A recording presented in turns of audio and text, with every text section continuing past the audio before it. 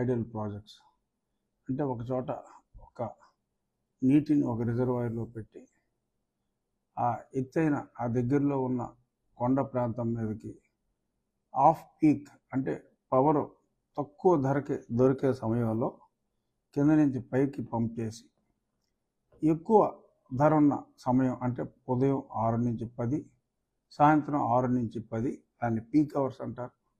ఆ పీక్ అవర్స్లో కనీసం 2 రెట్లు ధర, ఒక్కొక్కసారి 4 రెట్లు కూడా వెళ్తుంది. ధర అధికంగా ఉండే సమయంలో విక్రయించుకోవటానికి వీలుగా ఆ పంప్ స్టోరేజ్ ప్రాజెక్ట్స్.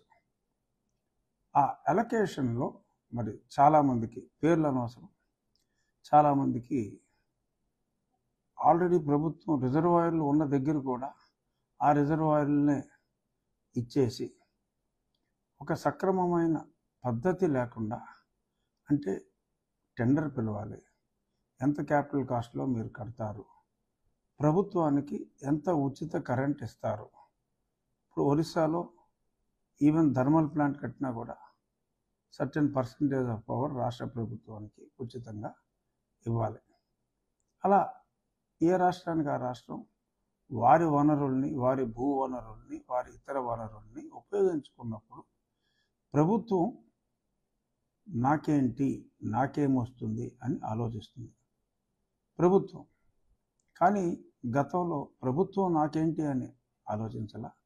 బహుశా ఆ ప్రభుత్వంలోని పెద్దలు నాకెంత అని ఆలోచించారేమో అనిపించే విధంగా మరి ఈరోజు పేపర్లో కూడా ఒక 6 ప్రాజెక్టులు ఒకానొక నేషనల్ కంపెనీకి, ఒక 4 ప్రాజెక్టులు ఒకానొక లోకల్ కంపెనీకి, ఇంకో 2-3 వేరే వాళ్ళకి ఇచ్చినట్టుగా ఆ పేర్లన్నీ గతంలో నేను మాట్లాడా. బట్ ఇప్పుడు నేను పేర్లు మాట్లాడదలుచుకోలేదు. ఆంధ్రజ్యోతి పేపర్లో ఆ పేర్లన్నీ రాసి వేలాది ఎకరాలు పంచారన్నారు. యాక్చువల్గా వేలాది ఎకరాలు కాదు, 1,00,000 పైనే ఎకరాలు. అంటే ఈ పంపుడ్ స్టోరేజ్ వరకు వేలాది అయినప్పటికీ మరి ఇంకా సమ్ అదర్ సోలార్ పవర్, అంటే పంపుడ్ స్టోరేజ్కి అసోసియేటెడ్గా సోలార్ పవర్, వాటికి సంబంధించి మరి లక్షల ఎకరాల్లోనే మరి అలొకేట్ చేయడం జరిగింది.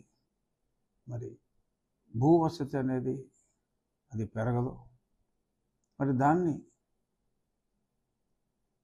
ప్రాజెక్ట్స్కి ఇచ్చినప్పుడు రాష్ట్ర ప్రభుత్వానికి సముచిత స్థాయిలో లబ్ధి చేకూరేలాగా ఉండాలి అనేది ప్రభుత్వ పెద్దలు చూడాలి.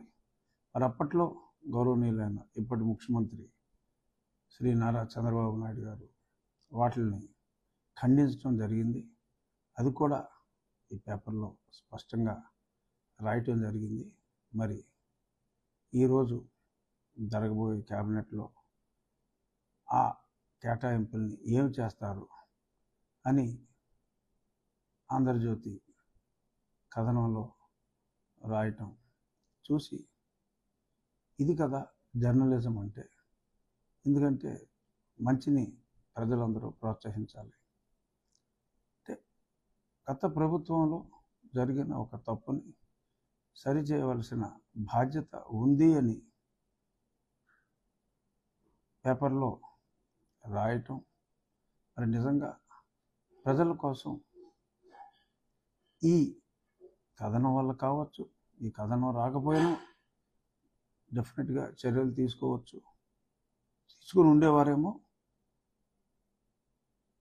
ఇదే కాస్త రివైజ్ చేసి, రివ్యూ చేసి వారికే ఇచ్చిన, లేదా ఓపెన్ టెండర్లో ఇంకెవరికైనా ఇచ్చిన మరి రాష్ట్ర ప్రభుత్వానికి సముచిత స్థాయిలో లబ్ధి చేకూర్చే విధంగా మరి మా నూతన ప్రభుత్వం మరి ఈ సూచనని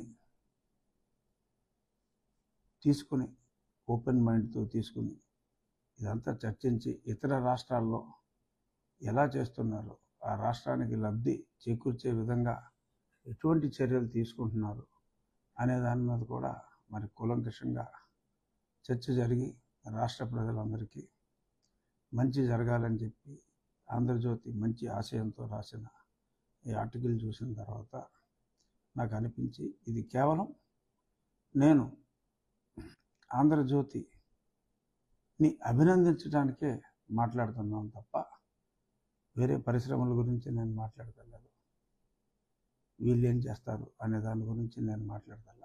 అది ఆ క్యాబినెట్ నిర్ణయం. బట్ ఒక శాసనసభ్యుడిగా, ఒక బాధ్యత కలిగిన పౌరుడిగా, మరి సమాజానికి ప్రజలకు మంచి చేకూరే ఇటువంటి కథనాలు వచ్చినప్పుడు అభినందించటం నా కనీస బాధ్యతగా భావించి నేను ఆంధ్రజ్యోతి యాజమాన్యానికి, ముఖ్యంగా వేమూరి రాధాకృష్ణ గారికి నా హృదయపూర్వక అభినందనలు తెలియజేస్తున్నా. ఇక ఒక ఇష్యూ గగ్గోలు పెడుతున్నారు. వైఎస్ఆర్ కాంగ్రెస్ పార్టీ ఆఫీసుల్ని బదులు కొడుతున్నారని.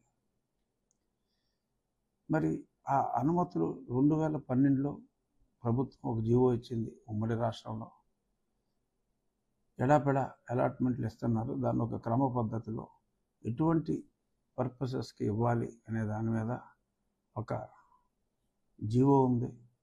ఆ జీవోలో ఉన్నవన్నింటినీ కూడా వైలేట్ చేసి మరి వైఎస్ఆర్ కాంగ్రెస్ పార్టీ ప్రభుత్వంలో ఉన్నప్పుడు అవన్నిటిని కూడా తొంగలో తొక్కి, ఎందుకంటే ఒక particular land, suppose APS RTC దగ్గర రిజల్యూషన్ తీసుకోవాలి, ఆ తర్వాత కట్టాలి అంటే మున్సిపల్ అథారిటీస్ దగ్గర తీసుకోవాలి. నాలాల్ లాంటి చోట సెన్సిటివ్ ప్లేసెస్ అలాట్మెంట్కి ఇవ్వటానికి వీల్లేదు. ఇలా ఎన్నో రెస్ట్రిక్షన్స్ ఉన్నాయి. ఇచ్చిన తర్వాత ఇచ్చిన పర్పస్కి ఇచ్చిన వాళ్ళు కట్టాలి. అది వేరే దరఖాస్తుదారుడి పేరు మీదకి వెళ్ళటం, అవి కూడా వాళ్ళ పేపర్లో చూసాం, ఎవరో పేర్ల మీద కడుతున్నారని. ఇవన్నీ అన్యాయాలు, అక్రమాలు. మరి అక్రమాలు జరిగినప్పుడు కూల్చివేయవలసిన బాధ్యత రాష్ట్ర ప్రభుత్వాన్ని. కూల్చకపోతే అది ప్రభుత్వం బాధ్యత రాహిత్యం అవుతుంది. మరి బాధ్యతగా అంటే మరి పర్మిషన్ లేదని ప్రభుత్వం చేత కట్టబడిన, ప్రజల ఖర్చుతో కట్టబడిన ప్రజావేదికని కూల్చిన అద్భుతమైన సంస్కారం ఉన్న జగన్మోహన్ రెడ్డి గారు మరి అక్రమంగా అలొకేషన్లు చేసుకుని, అన్నాకి బేడాకి లీజులు రాసుకొని కోట్ల విలువైన ప్రభుత్వ భూమిని ప్రజా సంక్షేమానికి కాకుండా, అది కూడా ప్రజా సంక్షేమానికే వాడాలని ఉంది, ప్రజా సంక్షేమానికి కాకుండా వ్యక్తిగత పార్టీ, ప్రొప్రైటరీ కన్సర్న్ పార్టీ ఆఫీసులకి అలాట్ చేసి మరి ఎవడి వ్యక్తిగత లబ్ధికి ఇవన్నీ చేస్తున్నారు అనేది ప్రజలు ఆలోచిస్తారు. మీరు కౌంటర్గా మా పార్టీ వాళ్ళు ఏదో ఆఫీసులు పెట్టారని చెప్పి ఏదైనా రాతలు రాసినప్పటికీ విఘ్నులైన ప్రజలు అటువంటి చెడు రాతల్ని నమ్మరు. ఖచ్చితంగా అక్రమంగా అలొకేషన్స్ చేసుకుని, అనాకి బేడాకి తీసుకుని ఎవడో పేరు మీద అద్భుతమైన భవంతులు పార్టీ ఆఫీసులకి ప్రతి అసెంబ్లీలోనూ ఇష్టం వచ్చినట్టు కట్టుకోవటం అనేది తప్పమ్మా. సో మరి దాన్ని అలాగా తీసుకున్న అలాట్మెంట్లు క్యాన్సిల్ చేయాలి. మరి ఆ కట్టడాలని వేరే ప్రభుత్వ కార్యక్రమాలకు, ప్రజా సంక్షేమ కార్యక్రమాలకు ఉపయోగపడేలా ఉంటే అలొకేషన్ క్యాన్సిల్ చేసి ఆ భవంతులను వాడుకోవాలి. లేదు అవి నాలాల్లో ఇంకొక చోట అయితే మరి వాటిని కొట్టివేయాలి, తప్పదు. సో కాబట్టి మీరు ఎంత గర్జించినా, మీరు ఎంత ఘీంకరించినా ఉపయోగం లేదండి. ఇక ముగించే ముందు ఒక చిన్న మాట. ఒక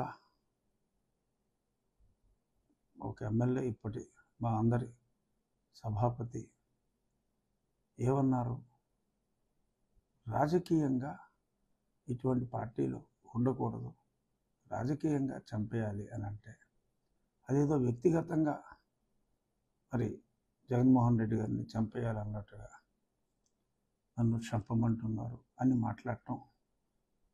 మరి 5 ఏళ్ళు నిరాఘంటంగా ముఖ్యమంత్రిగా పరిపాలించిన మీకు ఇంత బేలతనం తగదు.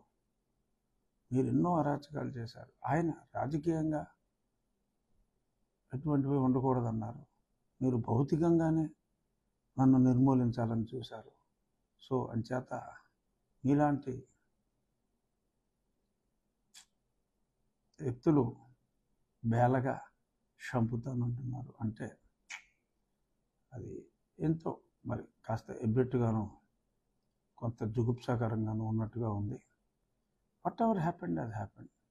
ఈ బ్రేవ్, పేలతనం వద్దు, జాలి చూపొద్దు. అలాగని గతంలో లాగా క్రూరంగా ఉండమంటలేదు సుమా. Be normal, try to be normal అని సవినయంగా తెలియచేస్తూ, నేను ఇప్పుడు మాట్లాడింది రచ్చబండ కాదు అని కూడా తెలియచేస్తూ, కేవలం రాధాకృష్ణ గారిని అభినందించడానికి, అలా ధైర్యంగా వార్తలు మరింత రాసి ప్రజా మన్నన పొందాలి, దానికి నేను ఒక ప్రేరణ, అలాగే అందరూ కూడా ప్రేరణ కావాలి అని మనస్ఫూర్తిగా కోరుకుంటూ ధన్యవాదాలు.